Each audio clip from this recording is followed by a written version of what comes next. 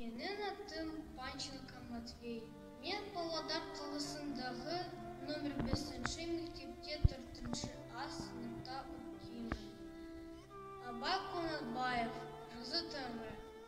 жазытыры қалмады қыстың сызы, басатыдай құлпырар жердің жүзі, жан-жануар адамзатын таласа, ата-анадай елжерер күннің көзі.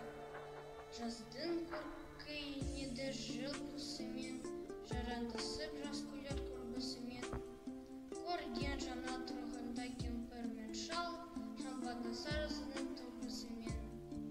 Қырдағы ел, ойдағы елмен араласып, өлемдесіп, көресіп, құшақтасып, шаруа қуған жастардың мойны босап, сыбырласып, сырласып, мауқын басып, түйе боздап